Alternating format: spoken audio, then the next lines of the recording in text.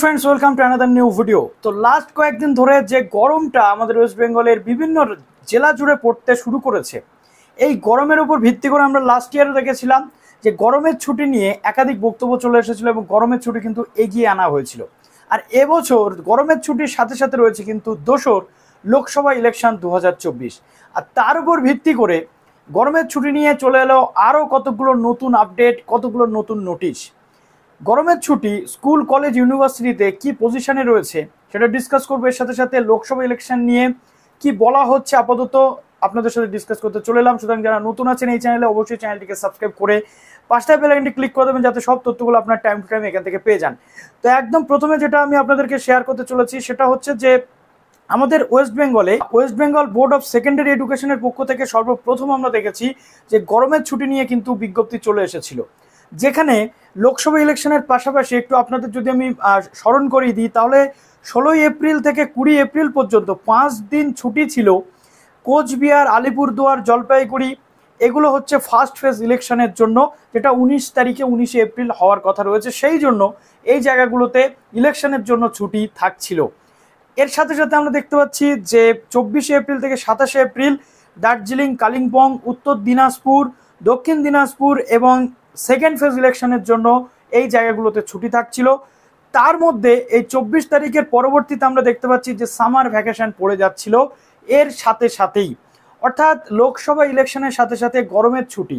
এটা স্টুডেন্টসদের যেমন হ্যাম্পার করছে, গরমের ছুটি তো পড়তো, আলটিমেটলি সময় সুযোগ বুঝে পড়তো, বাট লোকসভা ইলেকশনের জন্য কোথাও যেন গরমের ছুটিটা একটু আগেই এবছর চলে এলো।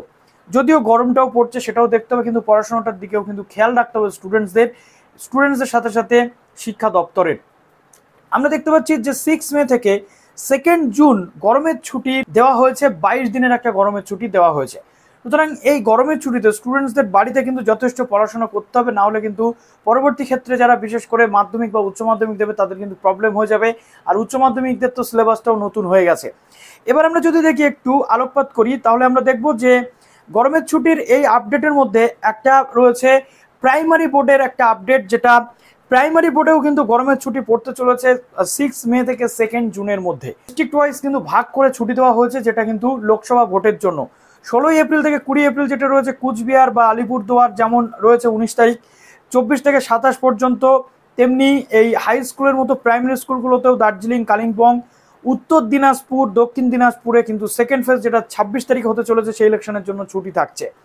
আর সামার হলিডেজ যেটা আমরা দেখতে পাচ্ছি যে 6 মে থেকে 2 জুন পর্যন্ত প্রাইমারি স্কুলেও কিন্তু ছুটি দেওয়া হয়েছে।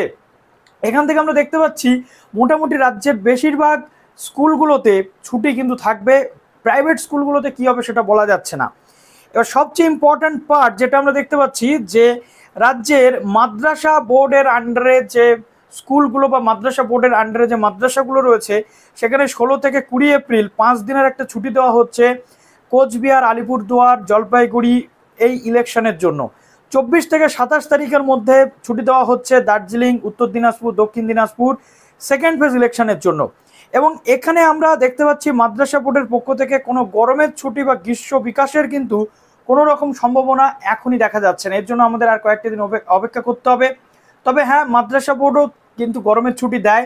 এবছর গরমের ছুটিটা তারা কবে থেকে কবের মধ্যে দিতে চাইছে সেটা একটু আমাদেরকে দেখতে হবে, একটু তার জন্য ওয়েট আমাদেরকে করতে হবে। এবার সবচেয়ে গুরুত্বপূর্ণ পার্ট হচ্ছে যে দাদা স্কুল বা এই যে মাদ্রাসা সার্ভিস কমিশনের ছুটিগুলো তো আমরা দেখলাম, তাহলে কলেজের ছুটি কি হবে? কলেজে কি আদৌ কোনো গরমের ছুটি হয়? এটা নিয়ে যদি আপনারা বলেন তাহলে আমি বলবো যে কলেজে কিন্তু গরমের ছুটি হয়, এবং লাস্ট ইয়ারও আমরা দেখেছি যে কলেজে কিন্তু গরমের ছুটি পড়েছিল। কিন্তু এবছর কলেজ ইউনিভার্সিটির পক্ষ থেকে গরমের ছুটির সেই রকম কোনো নোটিফিকেশান আসছে না। তবে হ্যাঁ, কতকগুলো নোটিফিকেশান কিন্তু চলে এসে সেটা আমাদেরকে দেখতে হবে। যেটা হচ্ছে প্রথম কথা হচ্ছে ক্যালকাটা ইউনিভার্সিটির অন্তর্গত উমেশচন্দ্র কলেজ, যেখানে এক্সামিনেশনের জন্য BCom semester 1 under CCF examination যেটা 3rd, 4th, 5th, 16th, 19th এবং 22 এপ্রিল এই এক্সামগুলোর জন্য কিন্তু ছুটি দেওয়া হয়েছে।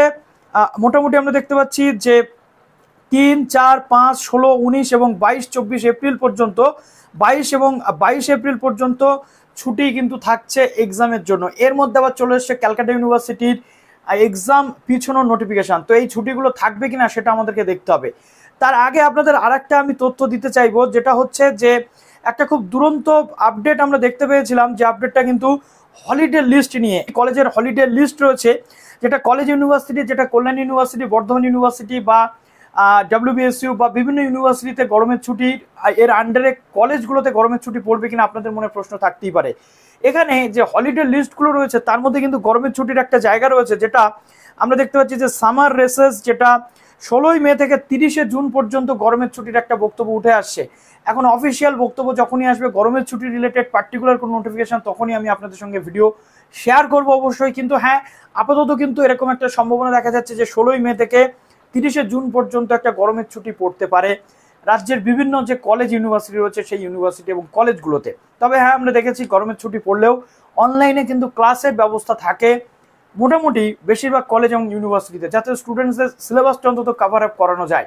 তো এবছর কি হতে চলেছে সেটা আমাদেরকে একটু দেখতে হচ্ছে, তার জন্য আমাদের আর কয়েকটা দিন অপেক্ষা করতে হবে এবং লোকসভা ইলেকশনের পরবর্তীতে আমরা এই বিষয়গুলো কিন্তু অনেকটাই ওয়াকিবহাল হয়ে যাব। তবে হ্যাঁ, এরপর আরও একটা আপডেট নিয়ে চলে আসি খুব শীঘ্রই, পরপর দুটো পরীক্ষার আপডেট নিয়ে চলে আসি। ভালো থাকবেন সবাই, বেস্ট অফ লাক।